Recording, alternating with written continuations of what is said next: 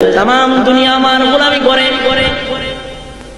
আল্লাহ বলেন, ও মানুষ, উপরে আকাশটা তোমার গোলামির জন্য বানাইলাম, বারিশ বৃষ্টি বর্ষণ করলো, নিচের জমিনকে তোমার গোলাম বানাইলাম, এক দানা বপন করলাম, হাজার দানা উঠলো।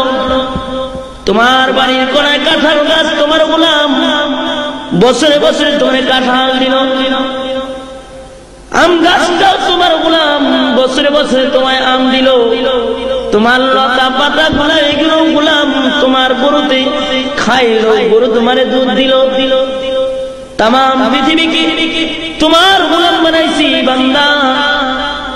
এখন তুমি যদি আমার গোলাম হইতে পারো তাইলে তোমার কল্যাণ, যদি তুমি আমার গোলামি করতে পারো তাহলে আমি আল্লাহ তোমাকে আমার সবচেয়ে সেরা জায়গা জান্নাতটা চিরদিনের জন্য মালিক বানায় তোমারে দিয়ে দিব।